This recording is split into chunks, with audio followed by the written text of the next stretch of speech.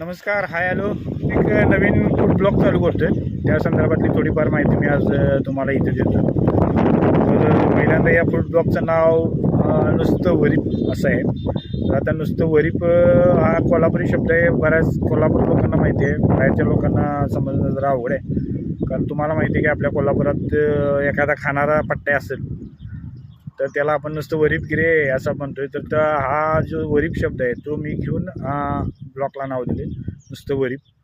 तर या ब्लॉगमध्ये मी जेवणाबरोबरच बाकीचे जे काही फूड पदार्थ आहेत, मग ते बेकरी प्रोडक्ट असू देत किंवा नाश्त्याचे पदार्थ असू देत किंवा इतर कोणतेही खाण्यालायक जे पदार्थ आहेत त्या पदार्थाविषयी व्हिडिओज करून टाकण्याचा प्रयत्न करणार आहे. त्यामध्ये जे काय मी व्हिडिओज टाकणार आहे ते अगदी जेन्युइन असणार आहेत, कारण मी कोणत्याही पद्धतीचं पेड प्रमोशन करणार नाही किंवा ओळखीच्या ठिकाणी किंवा कॉलवर जाऊन व्हिडिओ रेकॉर्डिंग करून त्याचे ब्लॉग तयार करणार नाही. तर ज्या ठिकाणी मला माझी चव आवडेल आणि ज्या ठिकाणी मला वाटेल की बाबा या ठिकाणची चव चांगली आहे आणि याच्यावर आपण एक व्हिडिओ बनवायला पाहिजे, असेच मी व्हिडिओ तयार करणार आहे. त्यामुळं हे व्हिडिओज सगळे माझे जेन्युइन असणार आहेत.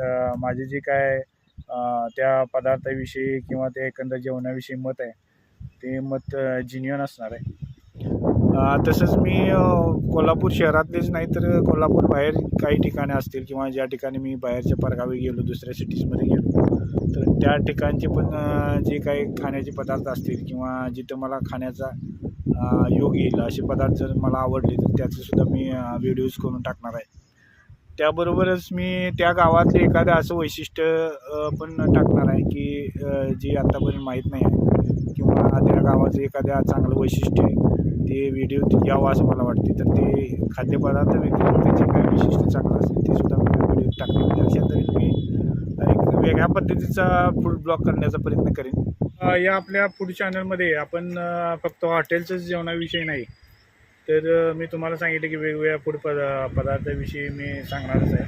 पण त्याचबरोबर समजा आपण एखाद्या ठिकाणी कुठल्या स्वागत समारंभाला गेलो किंवा विवाह समारंभाला गेलो किंवा बड्डे पार्टीजला गेलो तर त्या ठिकाणी जरी जेवण चांगलं असेल किंवा एखादा पदार्थ चांगला असेल तर त्या पदार्थाविषयी सुद्धा मी व्हिडिओ करणार आहे. कारण ते पदार्थ करणारे जे आचार्य असतात त्यांना एक्सप्लोर करायचं आहे, कारण आपल्याला नेहमी आचार्याची गरज पडते. तर त्या माध्यमातून चांगली चांगली जी पाककृती करणारी लोक आहेत ती पुढे यावीत असे मला वाटते.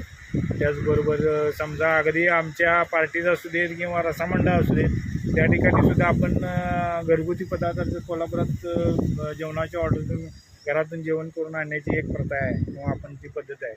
तर त्याद्वारे सुद्धा मी जी काही मंडळी आहेत जी घरात जेवण बनवून लोकांना देतात तर त्या लोकांचंसुद्धा मला व्हिडिओज तयार करून मी टाकणार आहे.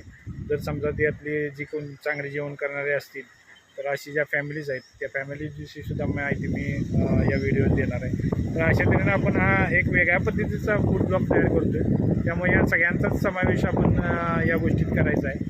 तर हा मला वाटते की एक वेगळ्याच प्रकारचा फूड ब्लॉग तयार होईल अशी मला खात्री आहे.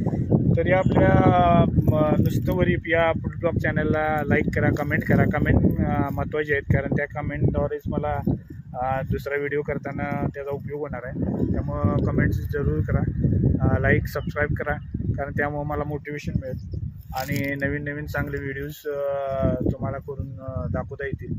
त्याद्वारे चांगले पदार्थ पण एक्सप्लोर होतील, चांगल्या ठिकाणी एक्सप्लोर. जे काही नवीन चॅनल मी चालू करतो आहे त्याला तुम्ही सहकार्य करा आणि मला मोटिवेशन द्या.